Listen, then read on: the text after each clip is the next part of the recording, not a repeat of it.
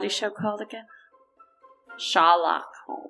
Sherlock Holmes. Sherlock Holmes. I'm going to write it down just in because case. what if somebody steals it from us now? We should patent it. Yeah, we should. You copyright. Oh, See? that's right. Sherlock Holmes. Ooh, they could solve, like, jail crimes. Like, it's okay, Sherlock Holmes is on the case. Like, Elizabeth Holmes and Jen Shaw fighting crime from behind bars. I like it. Hi, this is Caitlin. And this is Sharon. And welcome to Real Housewives on Real Housewives, where we unravel housewives' story threads and keep the tea flowing. So chic.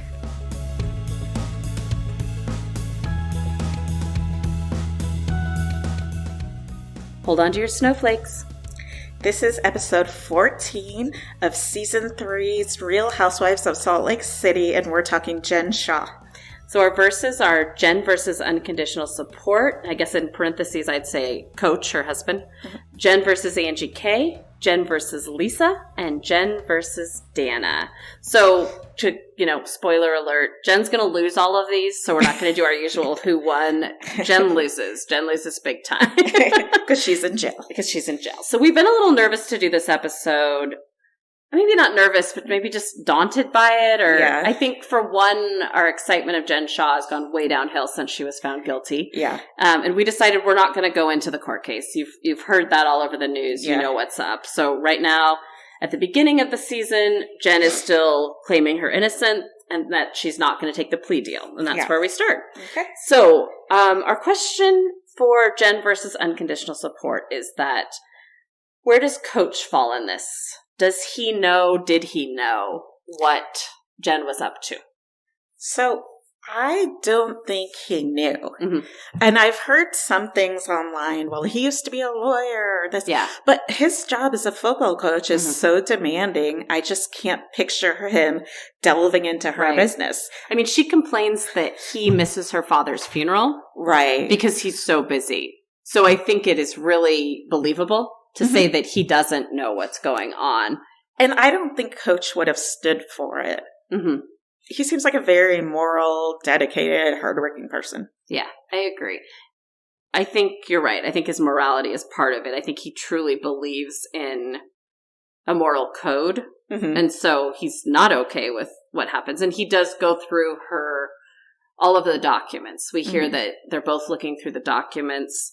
And I do think, I guess what I believe is that as he went through the documents, he saw more and more that things weren't adding up or that legally things were a problem or even whether she meant to or not, she was in trouble. Yeah.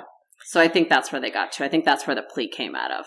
And then I think even after that, if he read it and he knew, he still isn't going to abandon his wife and say, oh, everyone, she's guilty. Exactly. He's going to say, okay, maybe he gives her advice, do this. And he may have said, you're going to have to serve some time for this. I can't get you out of this. I love you. I'm going to help you as much as I can, but you got a problem here. What you did wasn't above board. Yeah. Yeah, I agree. Do you think they'll stay married? That's a really good question.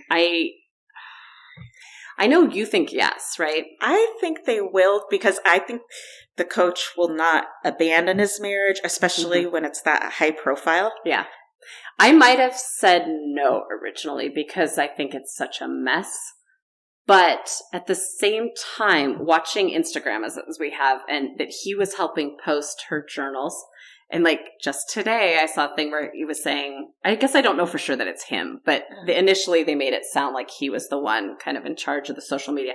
But they were kind of like, Shaw Squad, your direct messages, we'll get them directly to Jen.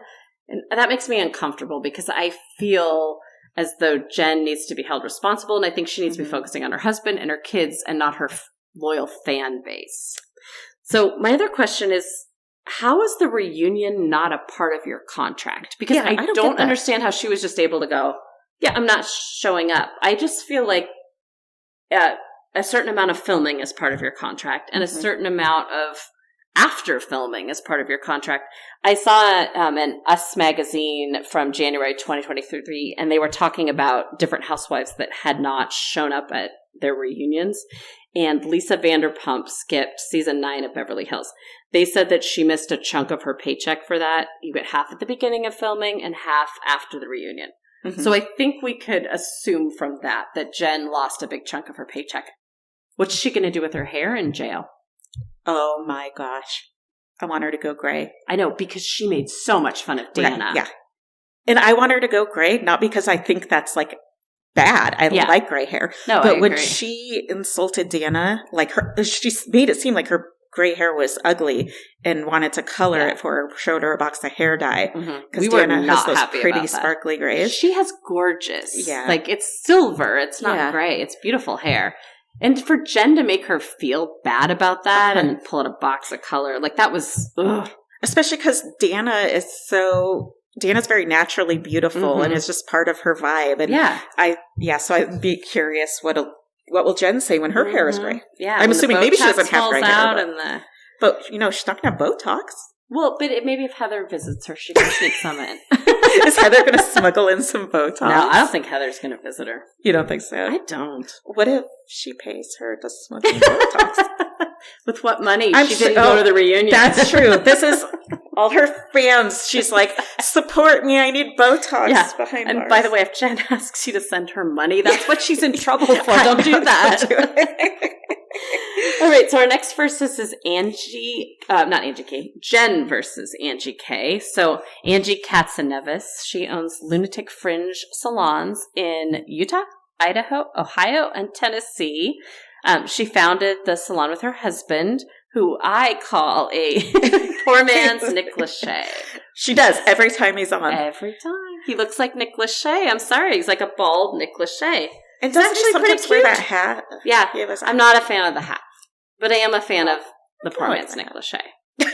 It works for me. I like it. So the show explains that Angie and Jen have been friends for 20 years, but then it also says that Heather and Angie K have known each other since high school. So that's a huge history there. Yeah, and she is on the show as a friend of Jen. Mm-hmm. They never really mention her as like a friend of Heather. So I wonder if like they just wanted to acknowledge that Heather knew her, but I don't see she and Heather having real moments throughout the season. So right, even though they're both good friends with Jen, you would think maybe that would be a tie. All three of them, yeah, I agree.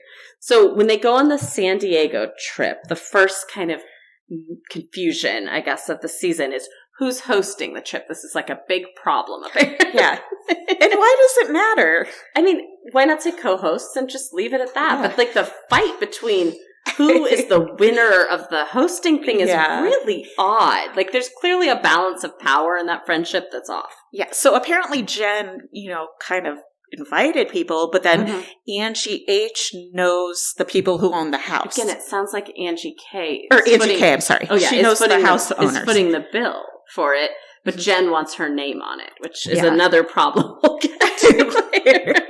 But okay, I don't know. When I go on vacation, I'm just happy to be on vacation. I don't give a crap who invited who or this or that. I don't understand the assigning of ownership to the trip. So they get into it. I think it's a little bit over who got the master suite or the fact that Angie K is a little bit too above her pay grade or something. Yeah, I think Jen wants to take her down a peg, and Jen thinks she always should get the master suite. So and just like Heather was joking, like, okay, she always thinks she gets the master suite because it's always like a party where it might be her last time in a nice room. And then Whitney's like, well, she's moving into a much smaller room maybe eventually, so maybe we should give her that. Yeah. But I don't think she gets it every time, and she's the reason they can't travel internationally. Exactly. So she needs to step. But what happens is that in the middle of this, Angie K is explaining what they're going to do for the day, and Jen dumps a glass of champagne on Angie K's head. Was it a joke? No. Jen says it's a joke. Her face clearly says she's mad, and it's not a joke. I agree. It's one of the moments I hate the most this season. I don't think Angie K was overstepping in any moment. I don't think she did anything wrong, and whether she did or not doesn't really matter. Mm-hmm. What matters to me is that it is such a moment of bullying, and it's also such a moment of just frustration for Angie K that's all internal. Like you see her... You just see her go through it. You can see the embarrassment. it's that feeling I feel like in junior high when someone does something to you, but you don't want to lose face in front of your new group of friends. Like, this is her new group of friends, which makes it worse. She's trying to bridge into that housewives lifestyle. Mm-hmm. And then Jen's like, you're not worthy of it. I get to dump champagne on your head. And you can see the pain in her eyes. And what I really, really hate is the fact that all the other women are silent. Yes. And Lisa says she feels bad about that later. Yeah. And I appreciate agree. Lisa for that. I would feel embarrassed too, which really she shouldn't because Jen's the bad one. But I could definitely feel that embarrassment, that awkwardness. I feel like it takes you right back to middle school. It does, like where you're odd man out. I can just feel the eyes of everybody looking on you. They don't know what to say. I think I was saying to you, it reminded me of when I was with my kid the other day and these kids were like messing around and I kind of like looked the other way like, oh, whatever. And then I was like, wait, you're a grown up. They're kids and you're allowed to tell those kids that that's not okay. And I felt like that with this. By the way, you guys, you're not in middle school. But remember, you're somebody's mom. You're a grown up. Right. Like, step up. Yeah. Because if you told your kids, if you saw this happen with your kids, you'd be like, hey, you should have said. And I probably would do that too to my daughter. Hey, you should have said. And maybe myself, I would have been quiet too. I know. That's the thing. I can see myself acting the way the women did, but I appreciate that at least Lisa said, I shouldn't be so blinded by Jen's behavior always being at this level that I don't even react to it. That's not okay. So I appreciated that from her. The other issue is, again, who's in charge. So there's a party at the beginning of the season, and it's for Coach Sharif's birthday. And Angie K hosts it at her new house. But it is Jen's party. Again, this host ownership. As I say that. I didn't even realize, but it's the same issue. Interesting. So, again, we don't know who's in charge of the party, and we don't know who pays for the party. So, Jen wants to have a party for Coach, and then Angie K says, well, this could also be like a housewarming party, so we could do it at my place. Confusion. So, it's sort of a birthday party, plus a little bit of a housewarming thrown in. So I think that's where the confusion lies. Yeah. But at the same time, so we co-hosted a party. Like for Thomas's 40th birthday, we did it at my house. Yeah. But you were in charge of food, decorations, and stuff. Yeah. There was never an issue between us of who was in charge of which part of it or who was hosting it or... I was never like, hey, Caitlin, can you buy all the pizzas and the cake? Or just assumed you would like pizzas and cake. We sort of talked about, I'll do this part, you do this part. I don't understand why this was so complicated. And especially you have to think as the bills pile up. So we have the amount. Angie K claims it's what, $15,000? Yes. But when we go through her amount, on the screen, they have her listing amounts of what things cost. And what she lists actually totals out to $23,750. And here's the breakdown. 3,000 flowers, 4,000 bar, 600 cake, 750 piano, 4,000 catering, 1,500 dance floor, 500 cleanup, which didn't seem that bad for cleanup. Do you think it's because she kind of said that she did the cleanup on her own? Do you think she just was like, I'm worth $500? My cleanup costs a lot more. If she did, that's awesome. Dancers, 900, casino tables, 3,000, tables, 1,500. And I think she said appetizers, 4,000. Yeah, I think so. I mean... To me, it seems more like a birthday party with just, hey, by the way, here's my house. So I do feel like Angie maybe should have paid some. I don't know. I think it would have been fair if she paid some. I think because they didn't talk about it, I feel like they should have just gone, let's split it 50-50. Yeah. Again, there was no reason to bring it up in the Sprinter van in front of all the other women. Yeah. You could tell she was holding that. Like, I am going to use this someday when Jen is mean to me again. I'm going to pull this out. She had been sitting on it. Yeah. And I'm not mad at her for doing that. No, I'm not either. She's not wrong. Jen deserved it. Yeah. What I don't like, so Jen agrees to pay for it, but she acts like she offered to pay, and I don't believe that. Yeah. But then again, wouldn't Angie, when she's paying for all this stuff, be like, oh, hey, by the way, the cake costs $600. Does that sound good? Or I don't know. That's what I think you would have checked with each other. Because it's like, we went shopping for stuff together. And I feel like if there had been a level of confusion, it would have come up when we were talking about what the cake cost or what the thing cost. Or whoever makes the decision is usually the one who pays. So if Angie made all the decisions and didn't consult Jen, that's not super fair either. But still, I'm just mad at Jen in general, so it's her fault. Well, she should have. Oh, but then remember, she was like, well, I gave you a bracelet, or what was that? But wasn't it one that, like, didn't work for her? She couldn't get it on that morning with her fingernails, and so she was like, here, you can have it. Like, thanks. Oh, that's... No, you don't get to pay in stolen jewelry. It's probably, like, laundered. The money was laundered through this jewelry. I wouldn't touch that. It's probably hot.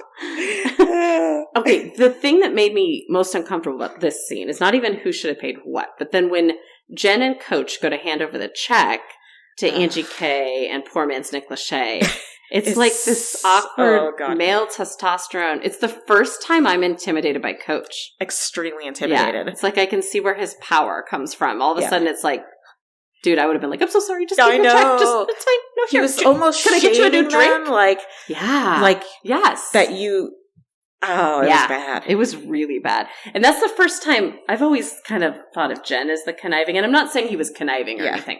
But it's the first time I felt like, woo, like I wouldn't want to get on his wrong side either. And usually I think of it more with Jen. Although it was his birthday, and this is coming through what Jen has told him. Right, absolutely. His lens is probably who knows what he has veiled. Yeah. But why didn't Jen just give Angie the check? That's what I don't understand. Why did we... I get wanting to film it for the show, to prove that it had been wrapped up. I don't understand why it was like a couple's presentation of the check. Like, I'm surprised she didn't show up with one of those giant charity checks that said, like, Angie K on it. We're like, here, take this to the bank. Yeah. I liked it when she was like, I better cash it fast. Right. That was funny. All right, so Jen versus Lisa. Now, initially, what we're talking about here is Lisa and Jen on the boat, which I think it was Heather who joked it was like a Sprinter van on water because they just have... Housewives and boats never mix, as far as I can remember. Boats, vans, any mode of transportation. Enclosed area. I was going to say public planes. Okay, they've had issues on private planes. That's right. So they just need... Commercial planes, I think, have been okay. So maybe that's the problem. When you remove the crowd, then there's an issue. Oh, yeah. But anyway, initially we did not understand the Lisa and Jen argument on the boat. But you really went the first time I went through this, I was like, okay, they're mad. I don't know what. And then when I rewatched it, I had to take notes, and I paused a million times, so I really figured out what was going on. So I'll give you my little play-by-play. Mm-hmm. Basically, Jen is mad at Lisa because Lisa did not have her back, did not have Jen's back in the Jen versus Angie K dumping champagne kerfuffle. Mm-hmm. So Jen is in the wrong. Yeah. Yet she's mad at Lisa for being more on Angie K. For not being like you dumped champagne. And so when they're on the boat, Lisa's like, what's wrong? What's going on? And Jen says, like, if I hung out with Angie H to Lisa, you'd be really mad at me. And Lisa, you don't expect me to ever have your back. I helped you when no one else would. She said, I've had your back when nobody else did. Yeah, that's confusing. What is she referring to there? I was trying to figure out, is it that Jen was willing to film with Lisa after Lisa's hot mic moment? Maybe everybody else pulled back a little bit? Or did they, though? I don't know. I mean, I can't quite figure out what she's referring to. And again, it's Jen. It could just be. It's like, so there's pretty much no basis for her to be mad at Lisa. And I think she just wants to be mad. Yeah. Do you think she caught her recording with Angie K after the thing happened? Because Lisa really sat with Angie K before they got in the Sprinter van, where Angie threw out the whole issue with the bill and who paid. Mm-hmm. And I wonder if maybe Jen is kind of assigning that blame to Lisa because she knows she and Angie K filmed together before they got in the Sprinter van. Uh-huh. Maybe. I don't know. But so at one point when Jen and Lisa are fighting, Heather comes over to try to like break up, and Heather's then they kind of like move into their separate camps, and Heather is with Jen, and she says her to take a deep breath. You've never been ambushed like that, and it's really painful. And I was like, ambushed? Jen ambushed? I was like, Lisa was ambushed. She just got on this boat. I know. Were mean to her. She was just trying to have a good time and keep her shoes. Yeah. And Heather's whole thing was you don't kick someone when they're down. And Jen threw a veggie tray. Mm-hmm. We all talk about the shoes. No one talks about the veggie tray. Poor veggies. The snacks.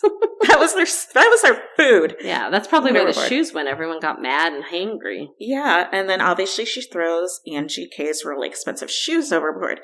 Now, the one thing that I found the most interesting of that, basically, when it comes back and Angie K is like, well, everyone's wondering what happened. Jen says, no one touched your shoes, Angie. And then like, blame it on me if you want, or it was an accident. She says all these things where she's lying and she's just lying. She's just saying it and lying. Like, that's interesting. She lies like she says everything else. Yeah. There was no difference. It was really simple, and that's scary. Yeah.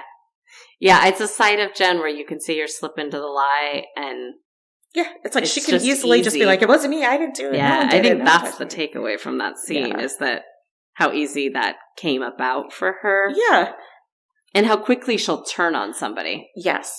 I mean, she didn't feel bad about throwing the shoes. I mean, I would have immediately been like, I'm sorry, I got mad. Like, here's a check for the shoes. Which we know she can't do that. No. Well, yeah, she would have had to She should have swam in there. To Angie's husband, and that would have been a whole thing. Well, that duck, it went by that one duck. Maybe he got the shoes. There's a duck with like super expensive like shoes Louboutins going around. Yeah, can you imagine it like washes up to shore and someone's like, that's an expensive shoe. Where's the other one? I'd be worried. Wouldn't you be worried like there's a body somewhere? There's shoes. Where's the rest of the person?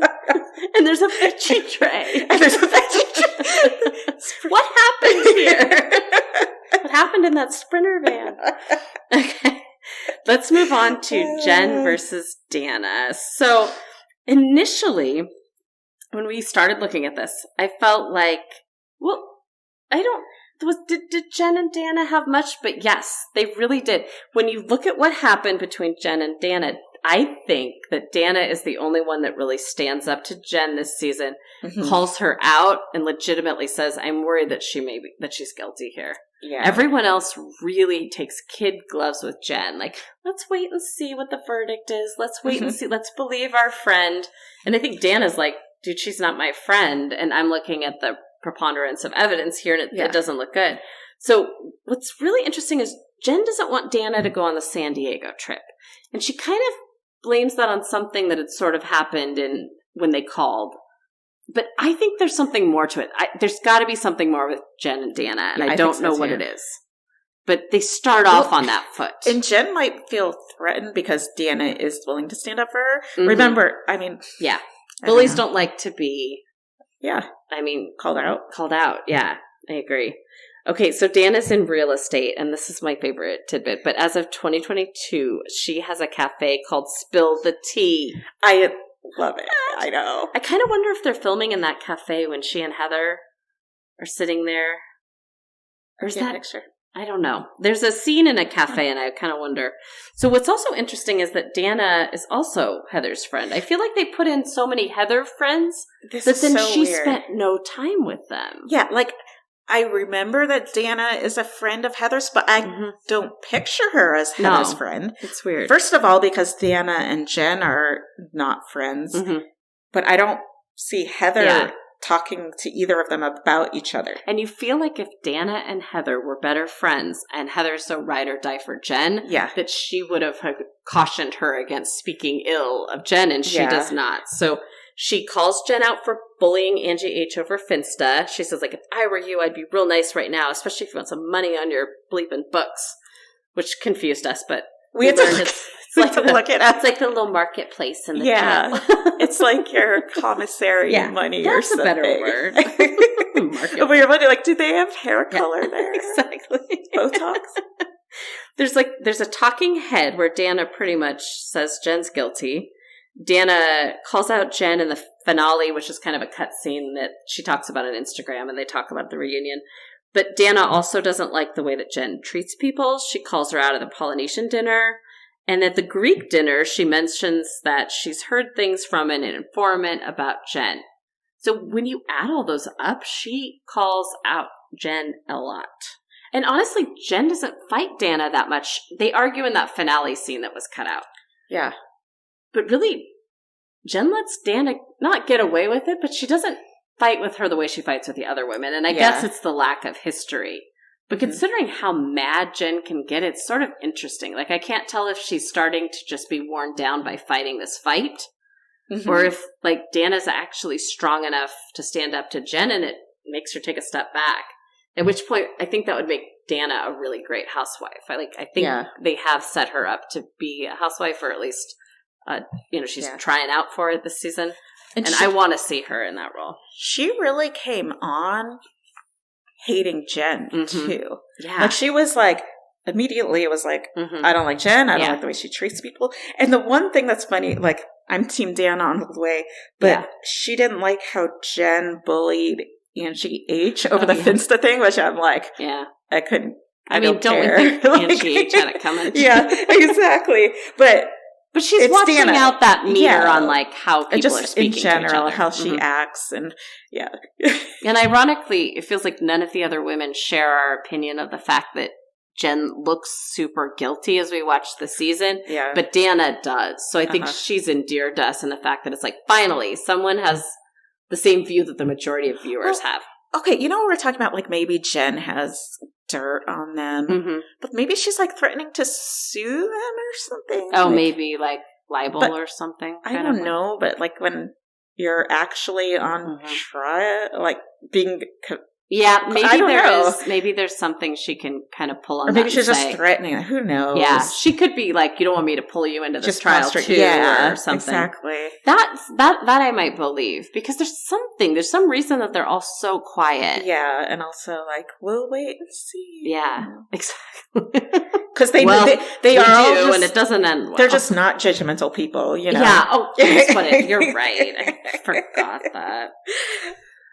Do you think that we will see Jen's presence in season 4? Do you think she'll be gone, referred to? Will there be visits?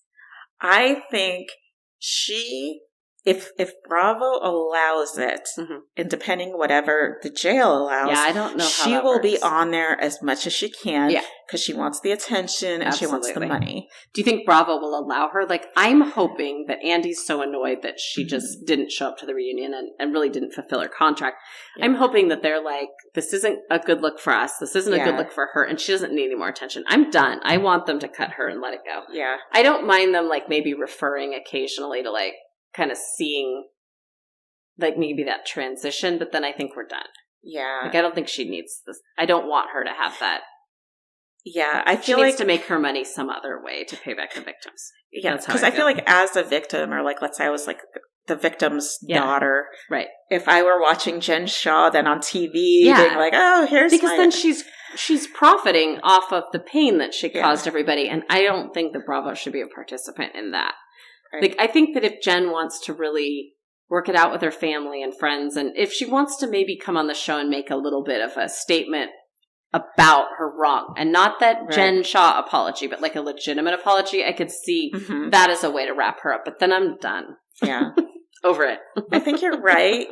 But at the same time, I kind of want to see, like, if they've talked at visits, what they talk about. I don't know. Like, I think morally, you're right, though. We should not give her any more airtime. Yeah. And I'm just a little tired of her. Like, even when I read those first 2 journal entries and I felt a little bit bad, I also felt like, I'm over this. And I rarely feel that way. I usually like to see a story play out. But in this case, I feel like it's one of those moments where you just have to cut it. She's responsible, and part of that responsibility is taking some of her notoriety away. I don't think it's fair. It's not amazing. And I feel like I just got lectured.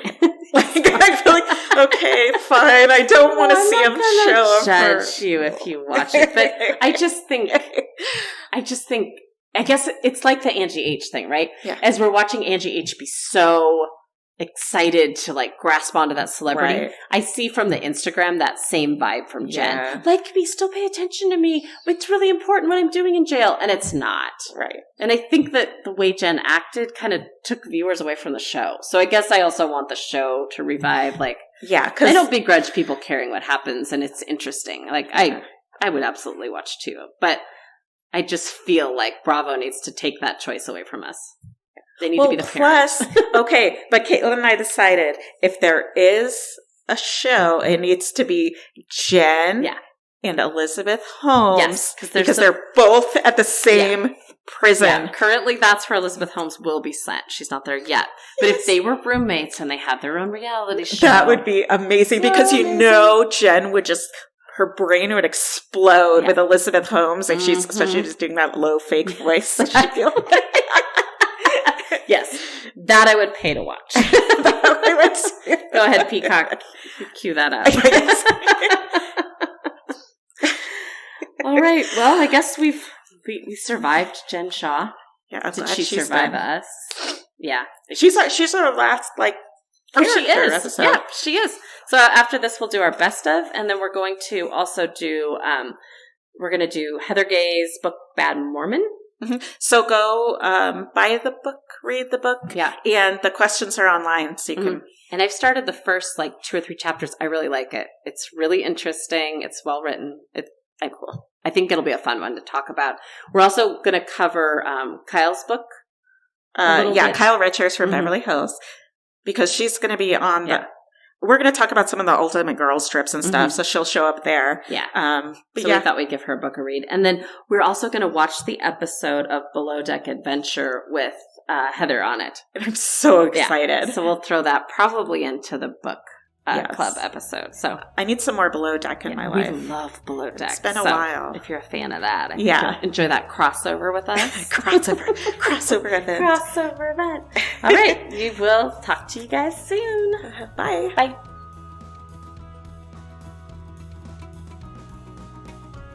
Thanks for listening. If you enjoyed our episode, please subscribe. And if you'd like to help support us, please share this podcast with others, post about it on social media, or leave a rating and a review. Thanks again, and remember to stay out of the shade.